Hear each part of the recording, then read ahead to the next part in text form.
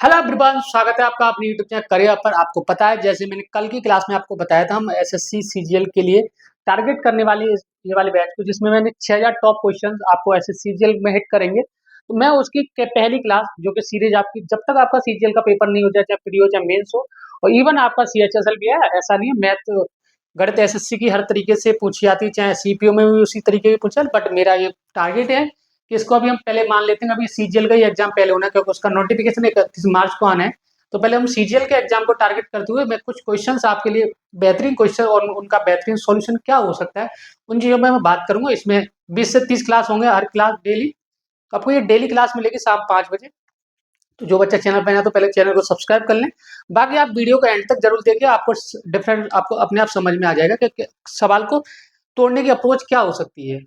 सवाल को बेसिक से भी करेंगे, ट्रिक से भी करेंगे, और जहाँ ट्रिक नहीं लगेगी तो हम बता देंगे इसमें बेसिक ही से जाना है, या आपको मतलब तिकड़म नहीं लगानी। अब ऐसा होता है कि कभी कभी हम डिबिलिटी पढ़ते हैं, यूनिट डेट पढ़ते हैं, यूनिट डिजिटल सम भी पढ़ते हैं, लेकिन डिजिटल सम हर जगह काम नहीं करता। नाइन की ड्यूरेबिलिटी हर जगह काम करती है। तो कैसे हमें ऑप्शन से बच के चलना है, और ऑप्शन के का सहारा भी लेना, मतलब हर तरीके के सवाल इस क्लासेस में होने वाले हैं। तो आप बिल्कुल एंड तक जुड़िएगा, ठीक है। तो तो पहले मैं बता दूं, ये पहली क्लास है आज की। जो बच्चा नया है तो चैनल को सब्सक्राइब जरूर करें। चलिए, और हमारी कलम कहाँ है, आ गई। सबसे पहली बात तो ये क्लास 5:15 होगी, सॉरी मैंने 5 बजे बोला, 5:15 आपको इवनिंग में मिला करेंगे। आप डेली क्लास को जुड़िएगा, और मेरी टारगेट ये रहेगा कि मेरी एक भी क्लास मिस ना हो सकता है। संडे को अगर क्लास मिस हो तो हो, नहीं बाकी आपको डेली क्लास मिलेगी, ठीक है। बाकी बीच बीच में मैं कुछ उस तरीके के सेशन भी लेके आऊंगा, जो कि आपके एग्जाम में most repeated question, trending type, ये सारी चीजें इस बैच में होने वाली है। चलिए, अब हम सीधा चलेंगे क्वेश्चंस की तरफ, और लेट्स स्टार्ट करते हैं आज की क्लास, ठीक है। चलिए, ये तो आपको पता ही स्टार्ट करना है, और आपने कॉपी पेन निकाल लिया होगा, ये आई हो। और नहीं निकाला है तो आप प्लीज क्लास में सिंसियर होकर पढ़िएगा, जब भी आपको मजा आने वाला है। मजा काट देंगे आज की क्लास में। सवाल है आपका, देखो पहला ही सवाल है, बहुत बेहतरीन सवाल है। इस तरीके के सवाल आपके पेपर में लगातार पूछे गए हैं, तो मेरा भी फर्ज बनता है कि ये एक टाइप का एक क्वेश्चन ले लिया जाए, ठीक है। When p subtracted to each of the 25, 31, 39 and 49, the number so obtained in this order in the ratio proportion, what is the mean proportional between the number 6p plus 1 and 12p plus 1? ये सवाल कह रहा है आपका, जब 25, 31, 29 और 49 में से p घटाया है, इस क्रम में प्राप्त संख्या समानुपात में होती है। तो संख्याएं 6p प्लस 1 और ब्रैकेट में 12p प्लस 1 के बीच का औसत समानुपात क्या होगा, यानी कि मीन प्रोपोर्शनल की बात कर रहे हैं आपसे, ठीक है। मीन प्रोपोर्शनल क्या होता है आपको पता है, पहले क्वेश्चंस डायरेक्ट पूछती थी एसएससी कि मीन प्रोपोर्शनल होता है रूट ए बी, और हमें यहाँ पे निकालना है मीन प्रोपोर्शनल। फॉर्मूला में कई बार अपनी क्लास में इसका फॉर्मूला है, हमें ये चाहिए रूट ए बी, ठीक है। तो सबसे पहले रूट ए बी तो हम निकाल ही लेंगे, पहले पी घटाया, यहाँ से हम पी की वैल्यू निकालेंगे। तो पी की वैल्यू कैसे निकालते, देखो कई सारे तरीके हैं, लेकिन मैं आपको एक बेसिक मेथड, जो कि आपको साल दर याद रहे, तिकड़मबाजी अगर हमने यहाँ लगाई, पता चले आपको क्लास में समझ में आया लेकिन पेपर में नहीं लगता। सवाल को कहते हैं जब 25, 31, 29, देखो कभी भी इस तरीके का सवाल आपके पेपर में दिखे तो आपको कुछ नहीं करना है। समानुपात में तो हम कह सकते हैं 25, 29, इसको 31 इक्वल टू 39 अपॉन 49, ठीक है। इसमें से पी घटा रहा है। पहले तो बात तो हमें इसका समानुपात बनाना है, तो पहले इसका डिफरेंस ले लेते हैं, कि पहले हम समानुपात को डिफरेंस बना लेते हैं। जैसे मैंने बोला, इसका इसका डिफरेंस है 10, ठीक है, और इसका है 10, 6। 6 और 10 को घटाने के लिए, या 6 और 10 को इक्वल करने के लिए हम कह सकते हैं इसमें 30 का मल्टीप्लाई कर लेते हैं, या इस तरफ हम 30 बना लेते हैं, इस तरफ हमें 3 से मल्टीप्लाई करना पड़ेगा, इस तरफ 5 से मल्टीप्लाई करना पड़ेगा। ये चीज आप मानते हो, आप बोलोगे बिल्कुल।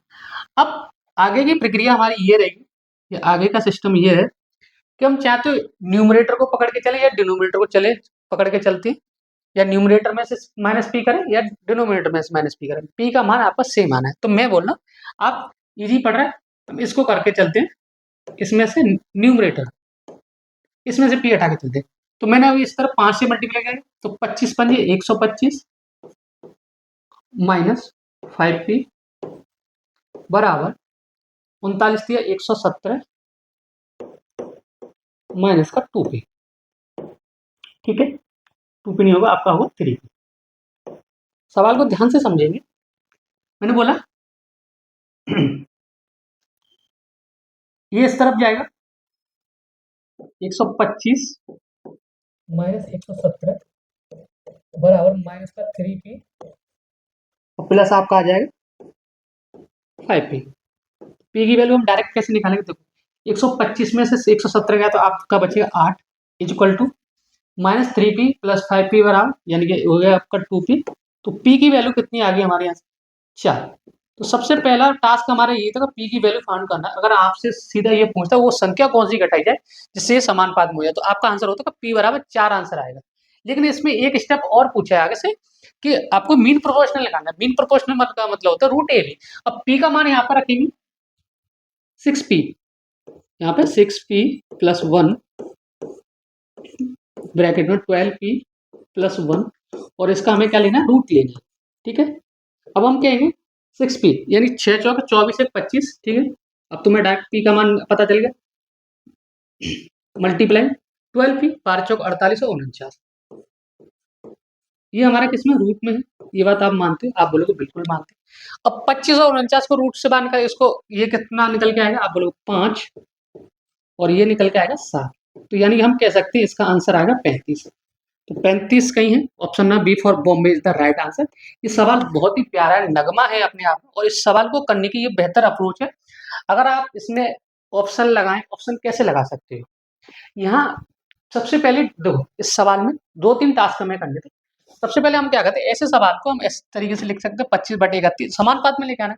इनका पहले डिफरेंस ही क्या कर लेते हैं, बराबर कर लेते हैं।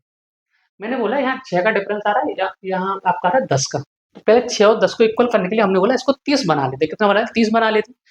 30 बनाने के लिए क्या करा, मैंने इस तरफ 3 से मल्टीप्लाई करा, उस तरफ 5 से करा। ठीक है, तो 25 पंजे 125। मैंने बोला चाहे न्यूमरेटर से निकाले पी की वैल्यू, चाहे डिनोमिनेटर से निकाले पी की वैल्यू आपकी इक्वल आ रही, यही आ रही है 4। 125 माइनस 5p, इस तरीके से p बराबर 4 है। मुझे निकाला मीन प्रोपोर्शनल, तो मैंने p की वैल्यू यहाँ पुट करी, तो 25 गुणा 49 यानी कि हम कह सकते इस तरफ से 5 बाहर निकलेगा और इस तरफ से 7 यानी 35 इसका करेक्ट आंसर होगा। आई होप आपको ये सवाल समझ में आया हो आज। और देखो क्लास इस तरीके से चलेगी, देखो ये कोई प्रैक्टिस क्लास तो है ही, साथ ही साथ में आपको ये भी ध्यान रखना है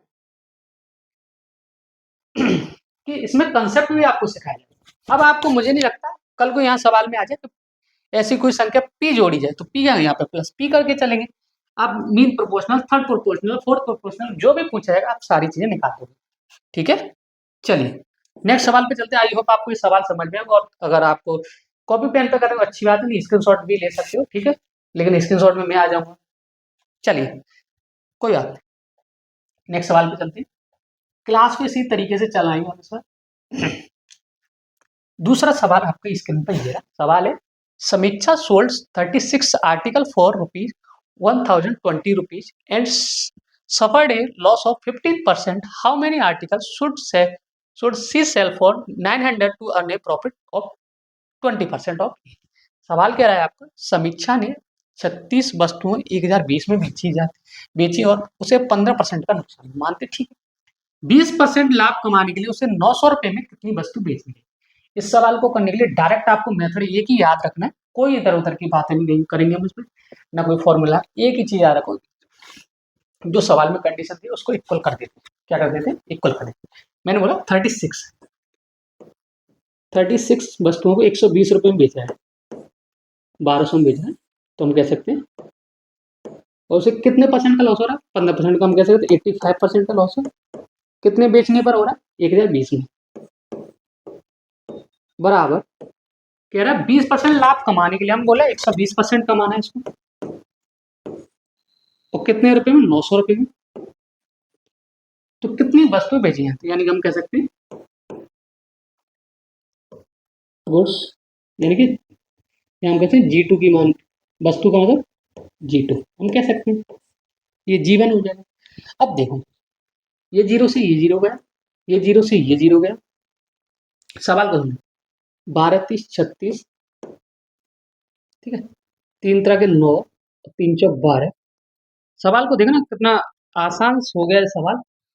और 17 दूनी 34, 17 पंजे 85, 5 तिया 15 और 15 नंबर 45, 15 सॉरी,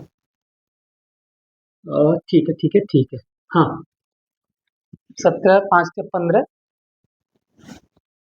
और 15 नंबर 135 हो जाएगा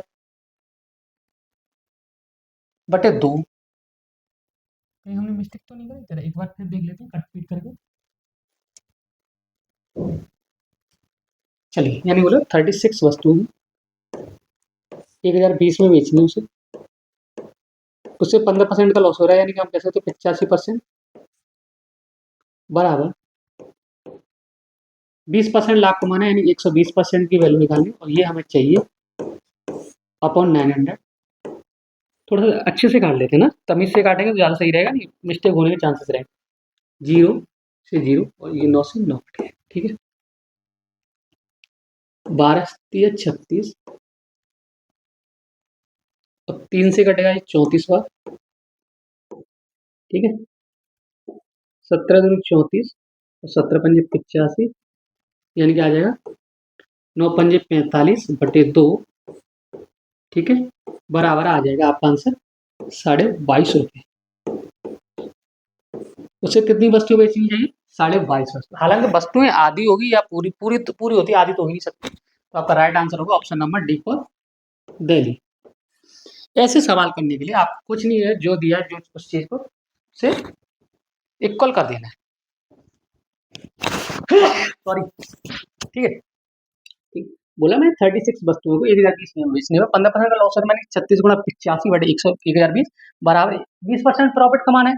120 मल्टीप्लाई जो निकालना है अपॉन 900, इसको जैसे हमने काट पीट बटे 22.5 वस्तुओं से बेचनी पड़ेगी, जब उसे 20% का लाभ होगा। समझ में आया ये सवाल?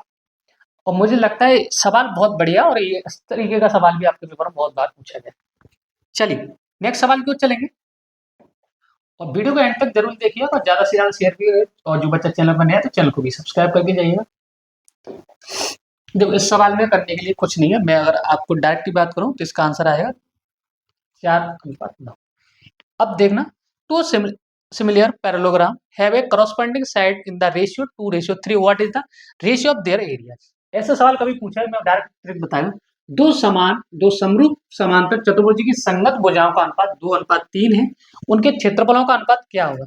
अगर कभी भी इस तरीके का सवाल पूछा और उसका एरिया पूछा है, तो इसका कुछ नहीं करना है आपको, ये 2 का स्क्वायर रेशियो 3 का स्क्वायर कर देंगे और आपका आंसर आपके कदमों में होगा 4:9 इज द राइट आंसर। बस, और इस सवाल में कुछ नहीं है। मैं अब इसके पीछे की थ्योरी बताऊं, कुछ नहीं, थ्योरी भी ये निकल के आएगा, बस ये चीज आपको याद रखनी, कभी भी एरिया होगा तो एरिया स्क्वायर के बेसिस में होता है, तो 4:9 आपका राइट आंसर हो जाएगा। इस सवाल पे मैं बिल्कुल ज्यादा समय नहीं लूंगा, आप समझ चुके हो मैं क्या समझाना चाह रहा हूँ। तो इस बैच का ये भी फायदा है कि इसमें आपको कुछ चीजें ऐसी सीखनी पड़ेंगी, ऐसा नहीं है कि सारी चीजों के पीछे की मैं आपको जड़ बताऊं, लेकिन बट आपको ये सीखना है कि पेपर में इस तरीके से भी आपको टाइम बच सकता है, ठीक है। चलिए अगले सवाल की ओर चलेंगे।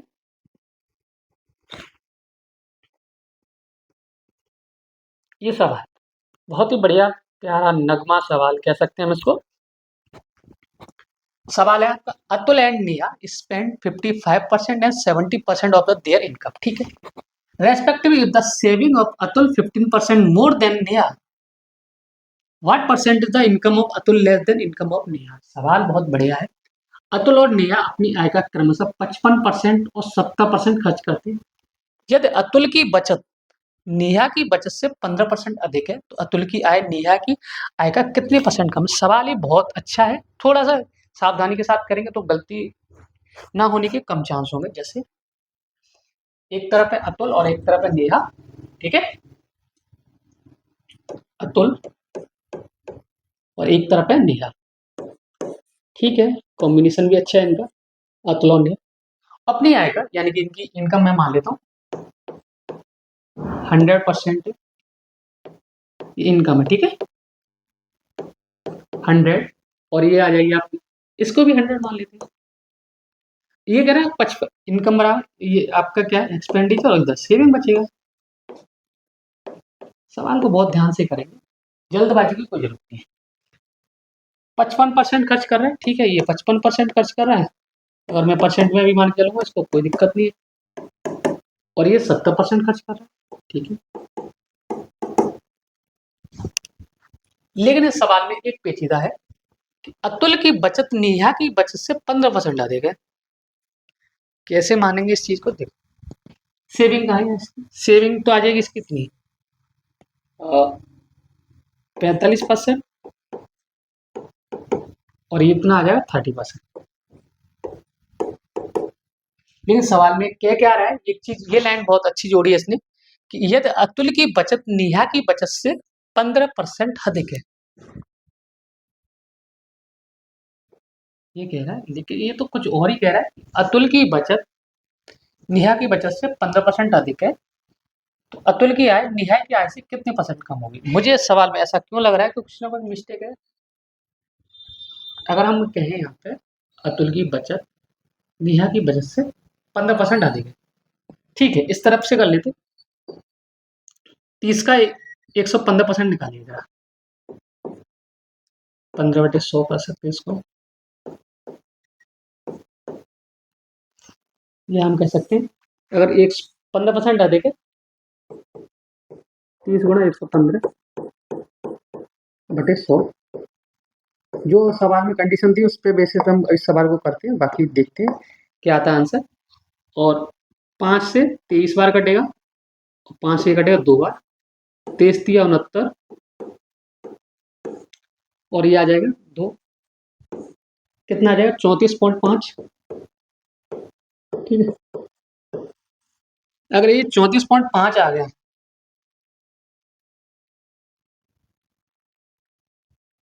ठीक है, तो इसमें क्या है, इसमें 34, पहले 30 था और 4.5 और जुड़ेगा इसमें, तो हम कह सकते हैं 49.5 ये हो जाएगा इसकी जो। अगर सेविंग 49.5% है तो इसकी फिर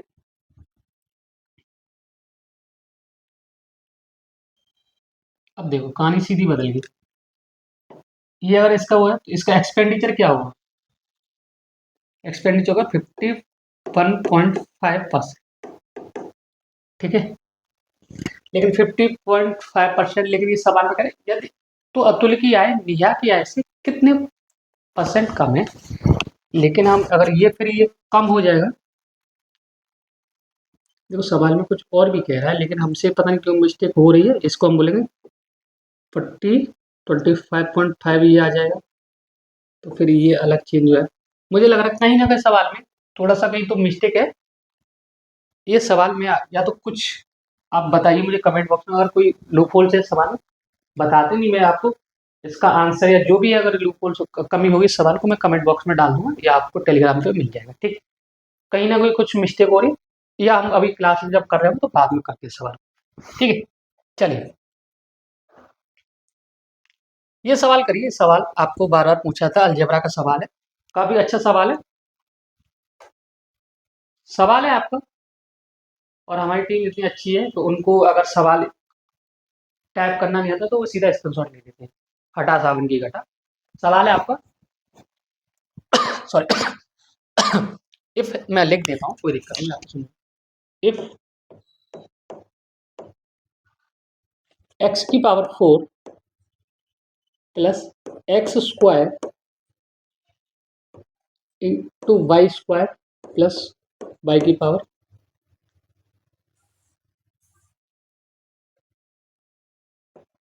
प्लस y⁴, ठीक है। एक ब्रैकेट में दे रखा है x² minus xy plus y², ये दे रखा है आपको 70, और ये दे रखा है 323, और निकलवा रहा क्या है, हमें चाहिए xy। कभी भी अगर ऐसा आपको पावर में सवाल दिखे अलजेब्रा में, तो इसका एक फैक्टर तो आपका ये होता है निकल के x² minus xy plus y², एक फैक्टर निकल के आएगा जो कि x² plus xy plus y², ये निकलेगा सीधा, हम इसका किसमें दे देंगे भाग, 17 के 17, ये जब 15, 17 नंबर 153, ठीक है। इसको डिवाइड करेंगे, देखो इतना तो आएगा। कभी भी इस तरीके एक फैक्टर निकालना होगा तो क्या करें, डिवाइड करेंगे। एक तो ये दे रखा है, एक निकालना है, तो एक फैक्टर ये होता है इसका X square plus X Y plus Y square. एक होता है X square minus X Y plus Y square बराबर होता है आपका एक्स की power 4 plus X square plus Y की पावर 4। ठीक है, जब एक फैक्टर दे रखा है तो एक ये है। ठीक है, चलिए अब हमें क्या करना है, हमें चाहिए एक्स वाई। तो हम क्या कर सकते हैं इसमें, इसमें से इसको घटाएंगे। तो सिंपल सी बात है, देखो अगर इसमें से घटा दें तो ये कट जाएगा आपका, यहाँ माइनस हो जाएगा, यहाँ प्लस हो जाएगा और यहाँ माइनस। वाई स्क्वायर से वाई स्क्वायर कट जाएगा, आपका बचेगा 2xy। 2xy ये बचेगा 2 और हमें चाहिए xy। तो यहाँ से 2 से 2 यानी कि xy की वैल्यू आ जाएगी यहाँ से 1। कितनी आ जाएगी 1, और एक आपका correct answer option number D for Delhi. समझ में आया सवाल? बहुत ही प्यारा सवाल है। इसे फॉर्मूला होता है, मैं लिख दे भी देता हूँ अगर आपको नहीं समझ में आ रहा है, कि x की power 4 plus X square plus Y square, sorry Y, ठीक है, X square Y square plus Y की पावर 4 बराबर होता है आपका एक ब्रैकेट में X square plus X Y plus Y square. ठीक है, एक ब्रैकेट में होता है X square minus X Y plus Y square. ठीक है, ये फॉर्मूला आप कॉपी में अपनी में नोट कर लीजिएगा। इस फॉर्मूले में बहुत सवाल आए प्रीवियस ईयर में, तो मैंने ये सवाल इसलिए लिया है आपके लिए, और आपको ये सवाल समझ में भी आ रहा है। ठीक है, और सवाल को अगर आप पहले से कहीं से पढ़ लिया है तो आप पहले से एक काम किया करें कि सवाल जैसे आपको दिखे तो पहले स्क्रीन वीडियो को पॉज करके खुद से ट्राई कर दिया करें, फिर उसके बाद हमारा सॉल्यूशन देखा करें। तो उसमें क्या है कि आपको पता चल जाएगा कि सॉल्यूशन में दम है कि नहीं। ठीक है, चलिए नेक्स्ट सवाल चलेंगे। सवाल बहुत है आज की क्लास में। ये सवाल डिविजिबिलिटी का है। सवाल कह रहा है what is the smallest value that must be added to 1281 so that the resultant is a perfect square. वह सबसे छोटा मान क्या है जिसे 1281 में जोड़ा जाना चाहिए ताकि परिणाम एक पूर्ण वर्ग हो जाए। सवाल बहुत बढ़िया। आपको पता है 1281 में क्या जोड़ा जाए ताकि वो एक पूर्ण वर्ग बन जाए। तो 1281 के आसपास कोई पूर्ण वर्ग याद है आपको? स्क्वायर याद है? तभी तो कहता हूँ 1 से लेकर 40 तक तो आपको स्क्वायर होना चाहिए। अब मैं अगर यहाँ पे बात करूं 1281 के पास एक ही स्क्वायर नंबर है 1296, जो कि 36 का होता है। अब बहुत से बच्चों को तो 36 का स्क्वायर ही नहीं याद होगा। तो अगर 36 का स्क्वायर नहीं आ रहा है तो समझ लीजिए मामला खराब है। रीजन और नहीं है कोई बात नहीं, मैंने क्लास करा भी रखी है कि how to find square and square root, वो चेक कर सकते हो आप। चैनल पर क्लास पड़ी हुई है, अभी भी जाके देख लोगे, क्लास के बाद देखनी। ठीक है, कितने का होता है? 36 का होता है। ये चीज़ आप छोटी छोटी चीज़ें याद रखिएगा, काम आएंगी। तो इस बैच का पर्पज ये है कि आपको थोड़ी बहुत तो प्रैक्टिस में मान के चलता होगी या आप पहले से कहीं से पढ़ के आए हैं।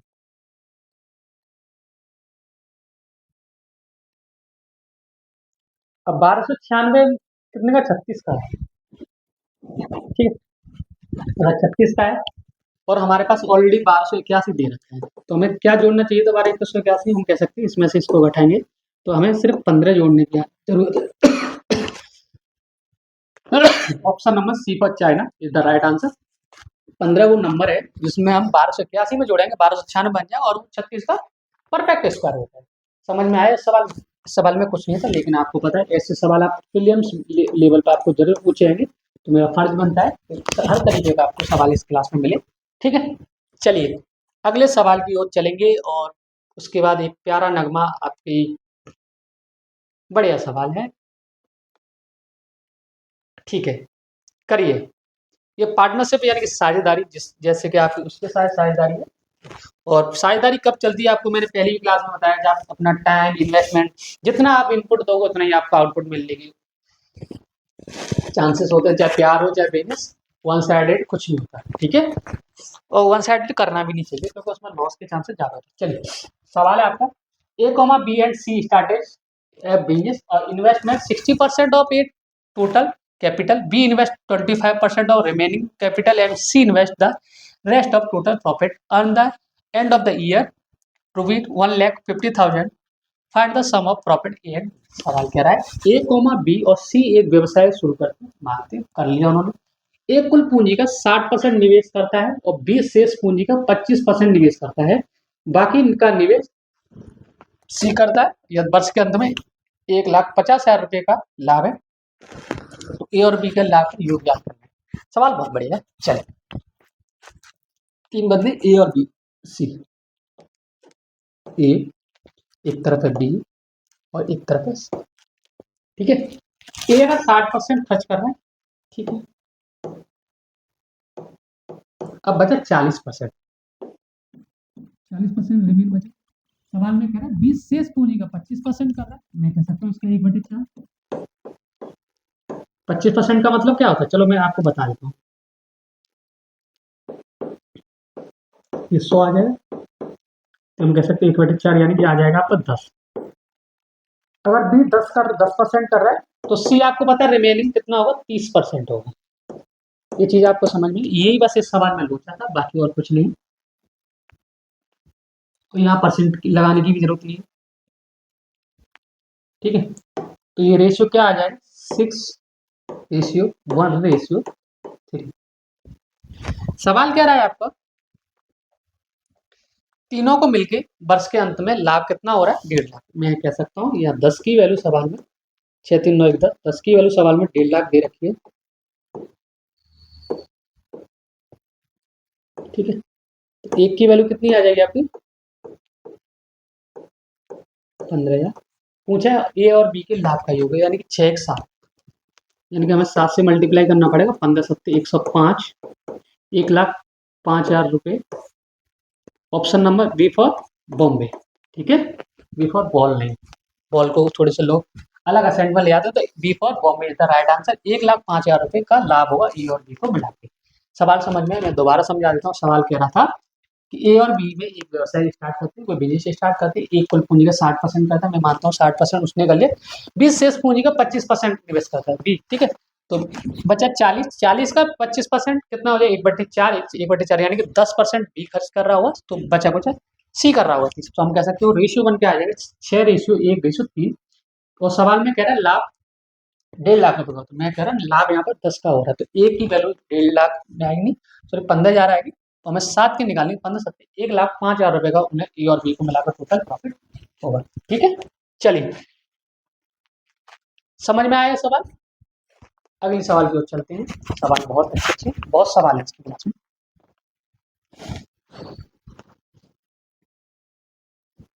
चलिए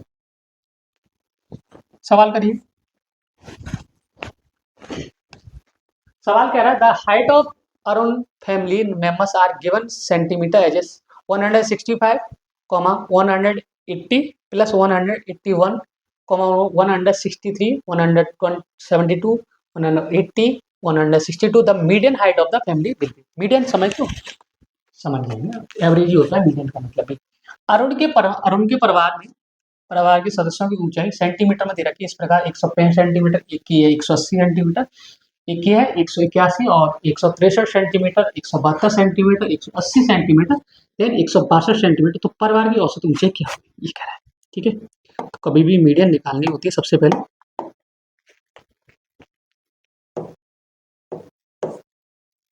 मीडियन कभी भी निकालनी है हमें, तो सबसे पहले ये नंबर दे, इसको असेंडिंग ऑर्डर में लिखेंगे, असेंडिंग में बढ़ती हुई क्रम में। तो पहले तो असेंडिंग ऑर्डर में लिखेंगे।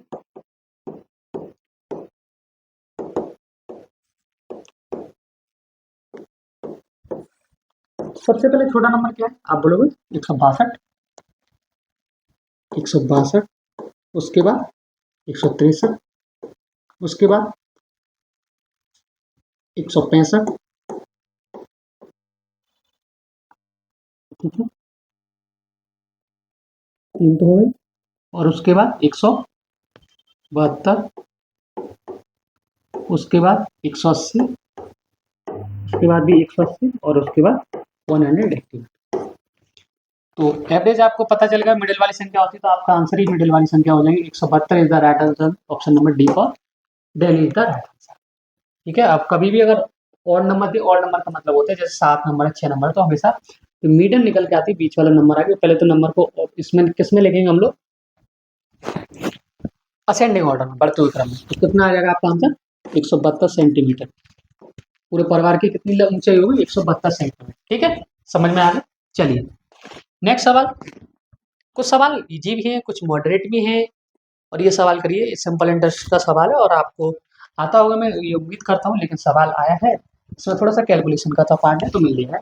सवाल आपका, the simple interest on the sum of 68,400 for the 15 months rupees 5,985, what is the rate per in percent interest पर आए। सवाल कह रहा है 68,400 रुपये की राशि पर 15 महीनों के साधारण ब्याज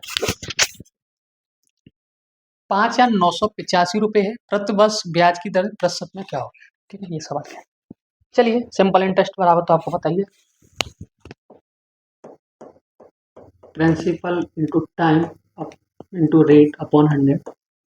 ठीक है, ठीक है। प्रिंसिपल कितना दे रखा है आपका, सिंपल इंटरेस्ट दे रखी है 5,985। टाइम दे रखा है आपका 15, इसको हम कह सकते हैं 15/12 भी लिख सकते हैं, अपॉन 100। और हमें चाहिए क्या, रेट परसेंट।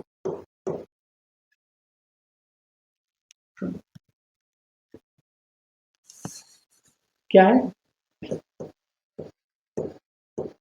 प्रिंसिपल दे रखा है हमारा 68,400 यानी 68,400, और इसको टाइम दे रखा है 15 महीने, तो हम इसको कन्वर्ट करेंगे और हमें चाहिए रेट परसेंट। ठीक है, ये दे रहे हैं। ठीक है, अब डबल जीरो से जीरो कटेगा आपका, जीरो से जीरो, 3 से 5 और 3 से 4। ठीक है, सवाल को समझेंगे। 4 से ये कटेगा 17 और एक ये 171 बार। 5 से फिर इसको काटेंगे 1 1। ठीक है, 4 बचेगा, 45, 3 5 7 35। अब 171 से काटेंगे इसको। अब आपको ये पता है लास्ट में 5 आ रहा है, लास्ट में 5 आ रहा है, लेकिन क्या 5 नहीं, इसमें और भी कुछ लोचा तो नहीं है। ठीक है, हमने काट लिया। अगर हमने इसको 5 से काटा तो 0 से 0, 4 भी तो बचा है। हाँ, अगर हमने इसको एक मिनट, 0 से 0 कटेगा, 3 से 5, 3 से 4, 4 से इसको काटा, 4 एकन 4, 17 चौक 68, 4। ठीक है, ठीक है। 5 से इसको काटा, 5 एकन 5, 5 एक 5 एकन 5, फिर बचेगा 4, 45, फिर बचेगा 3, 5 35। ठीक है, अब आपको पता है लास्ट का डिजिट, लास्ट का डिजिट 7 है और इधर 1 है। तो आपसे अगर मैं पूछूँ कि कौन किस संख्या से मल्टीप्लाई करा होगा इसका यूनिट डेट 7 बना होगा, आप बोलो 7 से करेंगे तभी 7 बनेगा। अगर हम इसका इसमें देखो, अब डिवाइड करने की भी जरूरत नहीं, और इसका इसमें हम डिवाइड कर रहे हैं, इधर 7 आ रहा है, इधर 1 है, तो किस संख्या का मल्टीप्लाई करा हुआ, 7 का करा हुआ, यही तो है। और साथ ही आपके रेट परसेंट है, option number D for Delhi is the right answer. और ये चीज आपको इसी क्लास में इसी तरीके की चीजें देखने को मिलेगी, मल्टी कैलकुलेशन से भी कैसे बचना। तो रेट परसेंट आएगा आपका 7%। ठीक है, option number D for Delhi. इस सवाल को लाने का यही मकसद था। ठीक है, इसके पीछे की कुछ वजह छुपी थी आपको, और हालांकि आपको सिंपल इंटरेस्ट इस तरीके का सवाल तो आप कर भी सकते हो, लेकिन सवाल को समझाना किस तरीके से कर सकते हैं हम, ये चीज, इसमें कोई शॉर्टकट नहीं लग सकता है, आपको भी पता है, लेकिन शॉर्टकट लास्ट में लग सकता था, वो हमने लगा के दिखा दिया। चलिए, ये सवाल बहुत ही अच्छा है, डिविजिबिलिटी पे बहुत ही प्यारा सवाल है। सवाल है आपका, if a 6 digit number 625 A B C is divisible by 7, 11, 13, find the value of A plus B upon C. सवाल कर रहा है यदि एक 6 अंकों वाली संख्या 625 ए बी सी 7, 11 और 13 से विभाज्य है, तो ए प्लस बी बराबर सी का मान ज्ञात है। सवाल बहुत बढ़िया है, लेकिन आपको 7, 11 और 13 की डिविजिबिलिटी, अगर कभी भी कोई भी संख्या 7, 11 और 13 से डिविजिबल होती है, तो वो फॉर्म निकल के आती है, जो एक नंबर बना के लेते हैं, जैसे एनी नंबर, सवाल को थोड़ा सा लिखेंगे इसका, एनी नंबर डिविजिबल बाई, लिखेंगे अपनी कॉपी में 7, 11, 13, देन जो फॉर्मेट बन के आता है ए बी सी, ए बी सी, ठीक है। यानी कि हम कह सकते हैं सवाल में, अब कुछ नहीं है सवाल में, अगर इससे मल्टीप्लाई कर रहे हैं तो सवाल क्या है कि 625, और वो संख्या भी बन के आएगी, वो जो और ए बी सी का मान निकल के वो भी 625 आएगा। तो हम कह सकते हैं यहाँ पे अगर ये ए का मान है, ये बी का मान है, और ये भी ए का मान है, और ये बी का मान है, और ये सी का मान है। अब आपको समझ में आएगा, अब इस सवाल में कुछ नहीं बचा, यानी कि ए प्लस बी कितना दे रखा है 8, 6 प्लस 2 अपॉन 5, ये तो 8 अपॉन 5 हम कह सकते हैं 1.6 इज द राइट आंसर, जो कि ऑप्शन नंबर ए फॉर आपका भी हवेली पे आपका राइट आंसर है, ठीक है। हवेली पे जाना नहीं, बस ऑप्शन पे देखना है। तो कितना आ जाएगा, एक 1.6 आपका राइट आंसर होगा। तो कभी भी अगर आपको ऐसा सवाल मिलेगा तो आप कर पाओगे, आप बिल्कुल बिल्कुल कर पाएंगे। यानी कि 7, 11, 13 से अगर कोई नंबर डिविजिबल हो रहा है तो वो संख्या फॉर्म बनाते, फॉर्मेट बन के आता है ए बी सी, ए बी सी, ठीक है। समझ में आया? चलिए, 625 ये है तो ये भी 625 ही बनेगा आगे वाला नंबर। ए बी सी में फॉर्मेट में जोड़ना है, यानी ए का मान 6 है, बी का मान 2 है, सी का मान 5 है, यानी कि हम कह सकते हैं 6 प्लस 2 अपॉन 5, यानी 8 अपॉन 5, 1.6 आपका राइट आंसर होगा, ठीक है। चलिए अगले सवाल की ओर चलेंगे। बहुत ही बढ़िया, हाँ टीम बढ़िया कमाल का काम करती है। उन्हें पता है कि हमें थोड़ा सा टाइपिंग में दिक्कत है, सीधा स्क्रीनशॉट लेके चिपका देंगे, लेकिन इनको आज मैं अच्छे से चिपका दूंगा, आज की क्लास खत्म हो जाएंगे, क्योंकि इनको हरामखोरी चढ़ गई है। सवाल है आपका x की पावर 4, 1/x की पावर 4। एक एक बंदा तो ऐसा है कि वो पूरा दिन रील स्क्रॉल करता रहता है हमारी क्लास में। 194 दिया है और सवाल में पूछा है x की वो x प्लस 1/x। अगर आपने कहीं से भी तैयारी करी हो या थोड़ा बहुत दिमाग रखे हैं तो आपको अगर मैं पूछूं इस सवाल का आंसर तो झट से आप लगा दोगे। अगर अलजेब्रा की क्लास अगर देखी होगी, हालांकि मैंने नहीं पढ़ा लेकिन मैं पढ़ा दूंगा। आंसर 4 है। देखो अब कैसे आता है, देखो हमें x की पावर 4 प्लस 1/x की कभी भी इस तरीके का सवाल दिया जाए 194 है, अगर हम इसमें प्लस में दिया तो प्लस करके ही चलेंगे, तो हम इसका करते हैं स्क्वायर बनाते हैं, x की पावर 2 प्लस 1/x की पावर 2। अगर हमने इस तरफ 2 जोड़ेंगे प्लस 2, ये हो जाएगा 196। 196 हो गया। 196 कितने का स्क्वायर है, आप बोलोगे 14 का। तो हम कह सकते हैं x प्लस 1/x कितने का मान। अब ये कितना आ जाएगा, 14 आ गया। 14 कब आता है, x प्लस देखो एक्स स्क्वायर, अब समझ ना, यहाँ से मान कितना आ गया x square plus 1/x square कितना आ गया यहाँ से, आप बोलोगे 14। लेकिन हमें चाहिए x प्लस 1/x, तो इसमें भी आप क्या जोड़ोगे, 2 जोड़ोगे।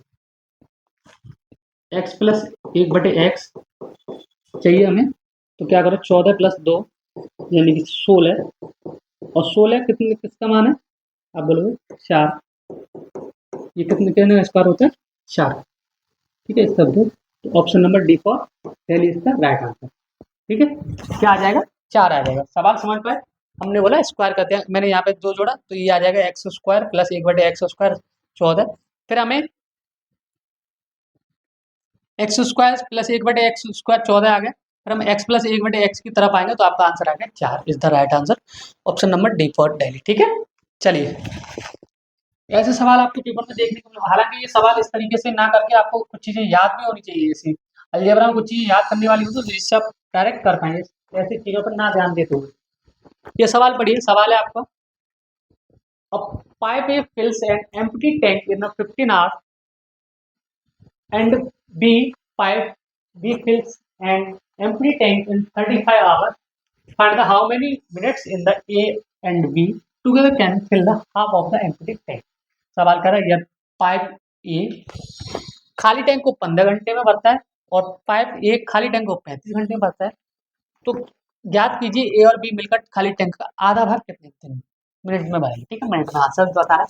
तो हम कह सकते हैं अगर ए किसी टैंक को 15 घंटे भर रहा है 15 आवर में, और बी उसी को 35 आवर, तो पहली बात तो सबसे पहले हमें टंकी की क्षमता कैसे निकालते हैं आपको पता है। इनका दोनों का एलसीएम ले लेते हैं, इन दोनों से कटने वाली संख्या, जिससे हमें कुछ दिक्कत ना हो, ठीक है। 15 और 35 का एलसीएम कितना आ जाएगा, टोटल टंकी की कैपेसिटी कितना आ जाएगा, 105 हम कह सकते हैं, ठीक है। तो ये कितना आवर लेगा, 15 सत्ते 5 और 15 3 35, ठीक है। सवाल में क्या और भी क्या कुछ चीजें कही है उसमें, अगर हम इसको मिनट में चेंज करेंगे, 105 गुणा 60, ये दोनों मिलके कितना काम कर रहे हैं, 10, और इसका भी आधा, आधा तो जानते होंगे 0.3, कितना आ जाएगा आपका 315 मिनट। 315 मिनट में ये दोनों मिलकर उस खाली टैंक का आधा भाग भर पाएंगे। ऑप्शन नंबर सी पर China is the right answer. दोबारा बता देता हूँ मैं, एक 15 घंटे में भर रहा है और बी 35 घंटे में भर रहा है। तो हमें पहले सबसे पहले टैंक की कैपेसिटी निकालने के लिए हम इन दोनों से कोई कटने वाला एक नंबर ले लेते हैं, यानी कि हम कह सकते हैं इसका एलसीएम लेंगे, तो एलसीएम आ जाएगा 105। ये 15 घंटे में भरेगा तो 7 की स्पीड से आएगा जब भरेगा, ये 35 घंटे में भरा तो 3 की स्पीड से आएगा तब भरेगा। हमने बोला टोटल मिलके काम इनकी इनकी जो कार्य क्षमता है क्या कह सकते हैं, 10 है। 105 गुणा, इसको हम मिनट में आंसर चाहिए तो मैंने 60 का मल्टीप्लाई कर लिया अपॉन 10, और आधा टैंक भरवाना है, जैसे ही करेंगे उसको क्या बोलते हैं कैलकुलेशन करेंगे तो 315 मिनट में आधे टैंक को भर देंगे, ठीक है। चलिए अगले क्वेश्चन की तरफ चलेंगे, और अगला क्वेश्चन आपकी स्क्रीन पर ही है। वाह वाह, क्या कहें इनसे। चलिए स्क्रीनशॉट चिपकाने की आदत पड़ गई, ऐसा कम्मापन बढ़ेगा तो इंसान पता नहीं क्या क्या चल रहा है। सवाल है आपका, simplify 128 divide by 64 into 8 plus bracket में 3 इंटू 5 माइनस 24 डिवाइड बाई 33/4/3। मैं सवाल लिख देता हूँ, इसका मान चाहिए, और ऐसे सवाल भी आपके पेपर में पूछे जाते हैं, ठीक है। सवाल ऐसे सवाल को बहुत सावधानी से करना होता है, ऐसे सवालों में गलती होने के बहुत चांस होते हैं। ये सवाल आपका ये कह रहा है, ठीक है, into 8 plus 3 multiply 5 minus 24 divide by 3/4 of 3, ये कह रहा है, ठीक है। इस सवाल को तो कोई इजी सवाल है, बस थोड़ा सा दिमाग रखेंगे। ये अगर एक इससे कटेगा 2 बार कट जाएगा, और 2 दिन 16, 16 तो ये बन गया पूरा, 15 ये बन जाएगा, और ये जैसे ही पलटेंगे इसको 4/3 हो जाएगा, 3 से 8 और 8 चौक 32, ऑफ का मतलब होता है 3, यानी मल्टीप्लाई 3 करना है।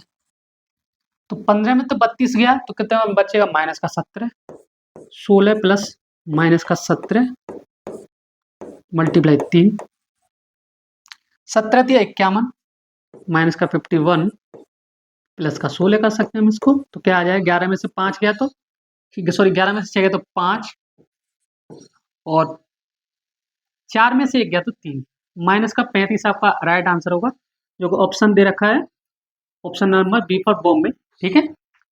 इस सवाल में भी कोई ज़्यादा टिपिकल नहीं होना चाहिए, इस सवाल में ये दिया था तो मैंने बोला इसको मैं एक दो स्टेप आपको कम भी करना चाहिए, क्योंकि आप हर लाइन लिखोगे तो इसमें स्टेप नहीं बढ़ाने। ऐसे मैंने बोला 128 डिवाइड बाई 64, तो ये 2 बार कटेगा, 8 दूनी 16, इस तो 5 या 15, इसको मैंने यही पलट दिया, तो 15 माइनस 32 इंटू 3, 16 प्लस माइनस का 17 ये बचेगा, मल्टीप्लाई 3 यानी 51 प्लस 16 यानी माइनस का 35 आपका राइट आंसर होगा। ये सवाल में ये सारी चीजें थी, ठीक है। चलिए अगले क्वेश्चन, आपको सवाल क्लास समझ में आ रही होगी, अगर सब क्लास समझ में आ रही है तो प्लीज चैनल को सब्सक्राइब करें और ज़्यादा से ज़्यादा शेयर करें, और क्लास में कमेंट करके भी बताएं आपको क्लास समझ में आई कि नहीं है, और ये क्लास कंटिन्यू रहेगी, चाहे 2 बच्चे पढ़ें, चाहे 200 पढ़ें, चाहे 2000 पढ़ें, दैट्स नॉट बेगर डी। सवाल करें, a man takes 12 minute to cover a distance 40 kilometre, find the speed of man होगी। एक व्यक्ति 14 किलोमीटर की दूरी तय करने में 12 मिनट का समय लेता, तो उसकी गति ज्ञात करिए।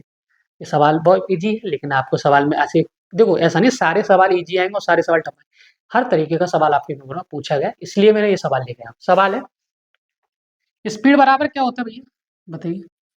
आप बोलोगे सर स्पीड तो उसकी भी बहुत तेज थी, मैं तो पकड़ ही नहीं पाया था। लेकिन आप गलत चीज पकड़ रहे थे ना, कहाँ से पकड़ लोगे। सवाल क्या रहा है आपका, स्पीड बराबर होता है distance upon time, distance upon time. तो हम कह सकते हैं डिस्टेंस कितनी, 14 किलोमीटर अपॉन 12 मिनट। इसको हम लिख सकते हैं 1/5, ये ऊपर चला जाएगा 70। इसको इसमें मीटर पर सेकंड में चेंज करना है, 5/18, ठीक है। मीटर पर सेकंड में चेंज करें तो 5/18, 2 से 9, 235, 35 पंजे एक 35 चौके कितना होता है 140, और 175 अपॉन 9। तो इसको डिवाइड करेंगे तो 9 का 9, आपको बचेगा 8, 8 अपॉन 9, 8 72, ठीक है। 18 पॉइंट के समथिंग कुछ आएगा, लेकिन तो ये ऑप्शन तो बिल्कुल नहीं होगा, ना तो ये होगा, बचे ये ऑप्शन। तो 9, 8 72, मैंने बोला 9 का 9, फिर बचेगा आपका 8, 8 और 5, 9 9 81 होता है, हाँ सही सही। अरे यार ये सॉरी गलती हो गई, ये कह सकते हैं 9 का 9, फिर आपका बचेगा 8 और 8 5 यानी 85, 9 9 81, और 4 बचेगा 0.4, 9 चौक 36, तो 19.4 मीटर पर सेकंड स्पीड आएगी। क्या आएगी 19.4 मीटर पर second speed. Option number A for आपका भी हवेली है, ठीक है। ए फॉर एप्पल, या कुछ कह सकते हैं 19.4 मीटर पर सेकंड आपका राइट आंसर है। तो स्पीड कैसे निकाल, देखो 14 ये मैंने बोला टाइम 1/5 को, ये 5 ऊपर पहुंचेगा, फिर मैंने मीटर पर सेकंड में चेंज करने के लिए 5/18 से मल्टीप्लाई किया, तो फाइनल बन गया कि 175/9। तो हम कह सकते हैं 19.4 मीटर पर सेकंड इसका राइट आंसर होगा। चलिए अगली क्वेश्चंस पे चलेंगे, और अगला क्वेश्चन आपके आगे ये रहा, और ये ट्रेन का सवाल है, ठीक है। A train of length of 42 metre runs at 72 kilometre per hour crosses the platform in 30 second, find the length of platform, ठीक है। 400 मीटर, सॉरी 420 मीटर लंबाई एक ट्रेन 72 किलोमीटर पर आवर की स्पीड से चलती है। यह ट्रेन एक प्लेटफॉर्म को 30 सेकंड में पार करती है। तो प्लेटफॉर्म की लंबाई क्या होती है, दूरी बराबर 4 इंटू समय लगा दीजिए, और सवाल आपके आंसर में आप कदमों में होगा। दूरी बराबर 4 इंटू समय,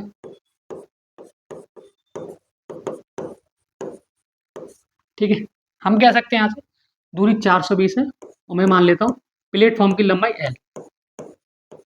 चाल कितनी है आपकी 72, और आपका टाइम कितना दे रखा है 30 सेकंड। इसको भी उसमें मीटर पर सेकंड में चेंज करें तो 5/18 से करेंगे, तो 18 चौक 72, 4 पंजे 20, यानी 420 मीटर। तो 400 मीटर फिर L, 5 चौक 20 तो 600 आ जाएगा आपका ये। तो प्लेटफॉर्म की लंबाई आ जाएगी 180 मीटर। प्लेटफॉर्म की लंबाई कितनी आ जाएगी 180 metre. D for Delhi is the right answer. कभी भी ऐसा सवाल पूछा जाता है, और पूछे जाते हैं इस तरीके के सवाल, चाहे आपका रेलवे हो, चाहे एनटीपीसी हो, किसी भी अगर मैथ पूछा जाता है तो ऐसे सवाल पूछे जाते हैं, एसएससी नहीं केवल, ठीक है। तो दुर्वरा 4 इंटू समय, मैंने प्लेटफॉर्म की लंबाई को एल मान लिया, 420 प्लस एल 72 गुणा 5/18 में मैं चेंज इसलिए करा ये मीटर पर सेकंड में, मीटर मुझे आंसर चाहिए, तो मैंने 5/18 से मल्टीप्लाई 30, 18 चौक 72, यानी ये 20 हो जाएगा, 20 गुणा 30 यानी 600। तो एल की लंबाई यहाँ से कितनी आ जाएगी 180 मीटर, ठीक है। चलिए नेक्स्ट सवाल पे चलेंगे। बाकी बताइएगा कमेंट बॉक्स में आप आज की क्लास आपको कैसी लगी।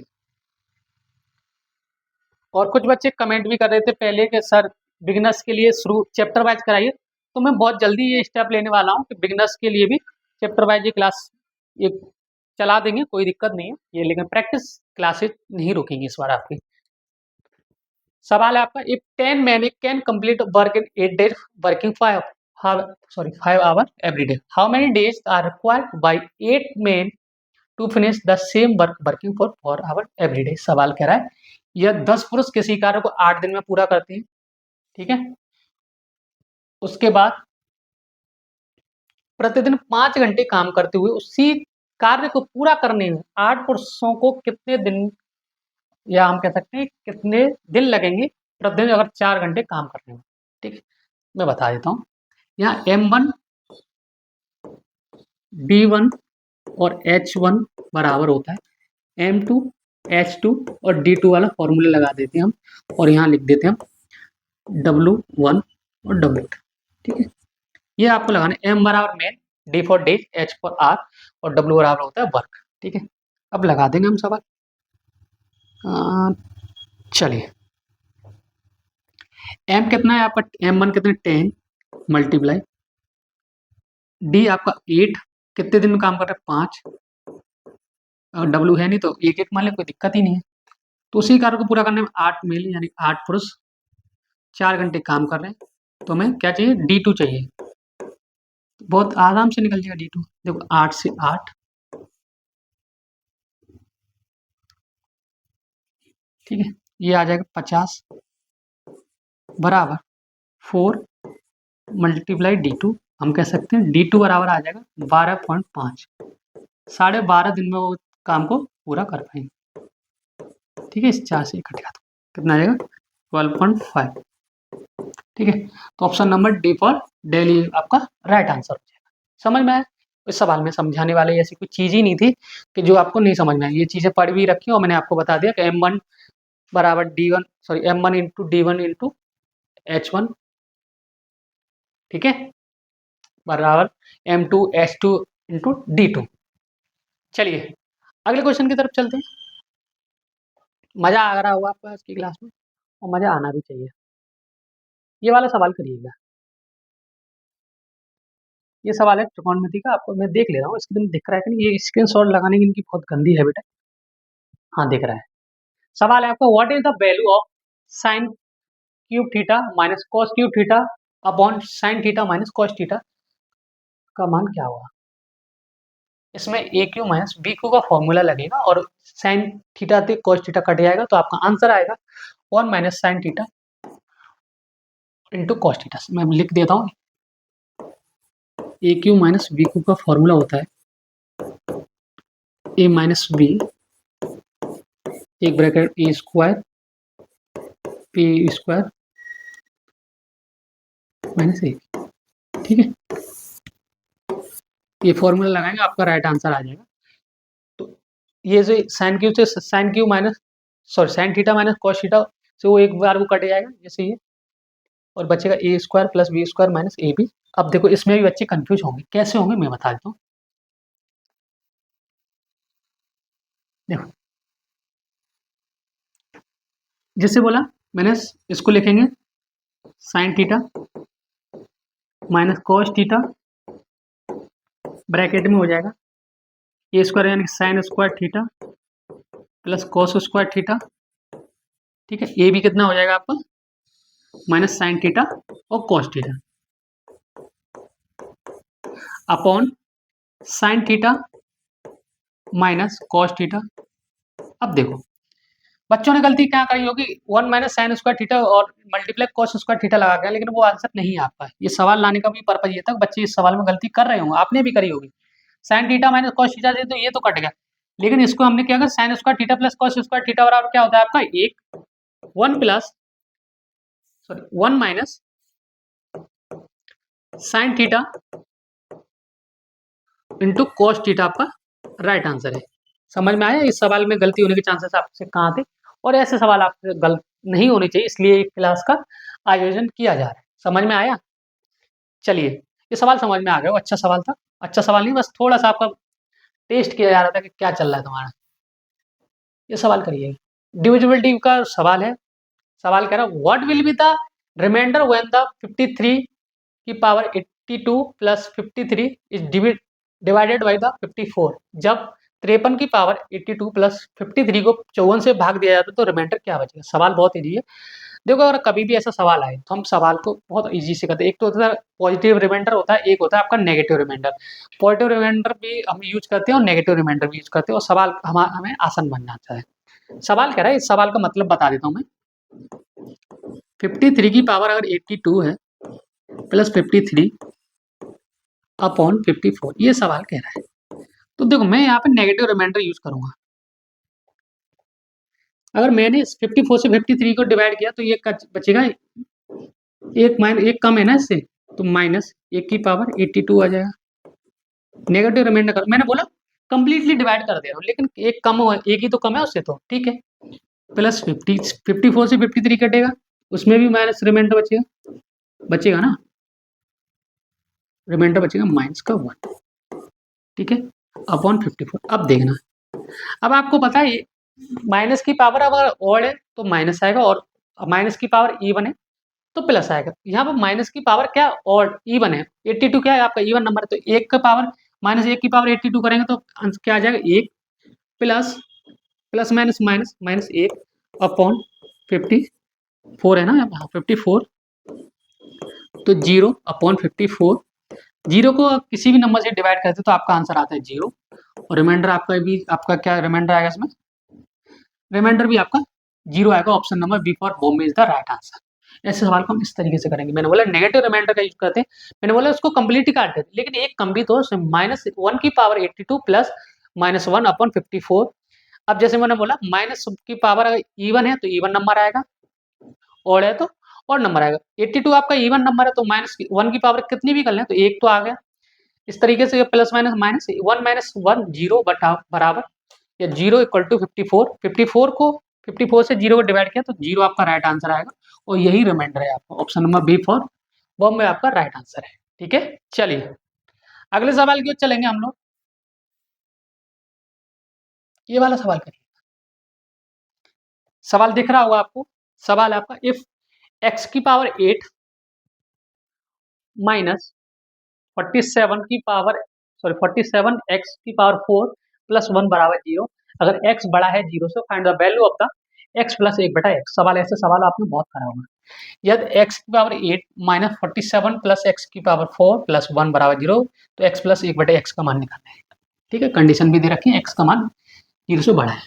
सवाल है x की पावर 8, ये x आपका पीछा नहीं छोड़ेगी, x की पावर 4 प्लस 1/0, ठीक है।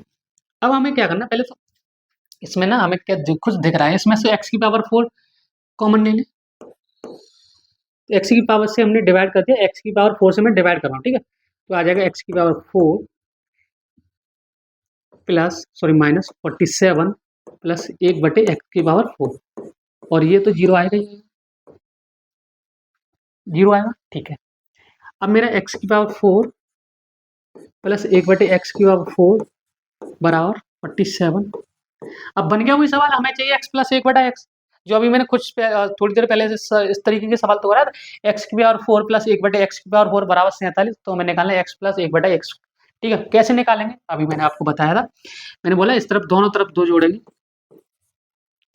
तो हम कह सकते हैं यहाँ से x की तो ये कितना आ जाएगा, यानी 7 आ जाएगा,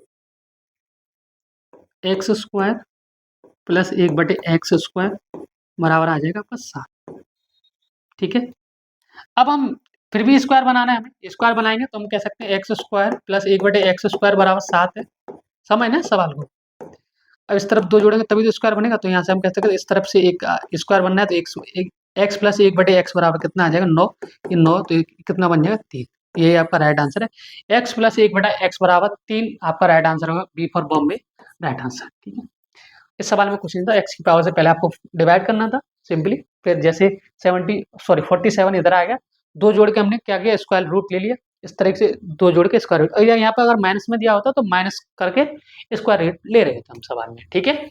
अब चलें दूसरे सवाल पे। अब बोलोगे बिल्कुल इजाजत हो तो चलते हैं, बिना इजाजत के तो हम नहीं जाएंगे, बट सवाल में नहीं रुकेंगे, ओके। चलिए आज के क्लास में हमने बहुत बेहतरीन बेहतरीन कॉन्सेप्ट भी आने और बेहतरीन बेहतरीन सवाल भी करे, तो आपको ये क्लास कैसी लगी आप बिल्कुल बिल्कुल बताइए, और वीडियो को एंड तक जरूर देखिएगा। और मैं एक चीज 2-3 चीज बता देता हूँ, इस क्लास की पीडीएफ टेलीग्राम चैनल पे मिलेगी, जिसका लिंक मैं वीडियो को डिस्क्रिप्शन में डाल दूंगा, अपने खुद से डाल दूंगा, क्योंकि टीम का मैं भरोसा नहीं करता, वो कुछ पता चला किसी और की लिंक डाल दें, दिक्कत खड़ी हो सकती है, ठीक है।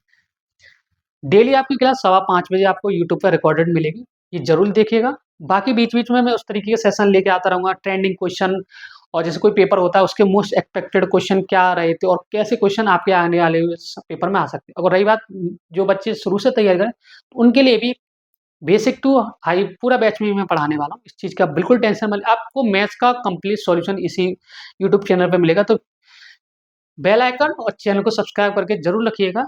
आपको क्लासेस यहीं पे मिलने वाली जब तक आपका सीजीएल नहीं हो पाता। ठीक है? और सीजीएल होगा ही होगा, आपको पता है 31 तारीख को आपका नोटिफ़िकेशन आना है, ज़्यादा दिन रहे नहीं है। और मई जून में उन्होंने आपका कैलेंडर दे रखा है, 2-4 दिन लेट भी हो जाए कोई बात नहीं, लेकिन आपकी अपनी तैयारी ज़बरदस्त करते रहिएगा। बाकी मिलते हैं अगली क्लास में इसी इच्छा उमंग के साथ, जब तक अपना ध्यान रखिए। Bye bye, take care, thank you so much.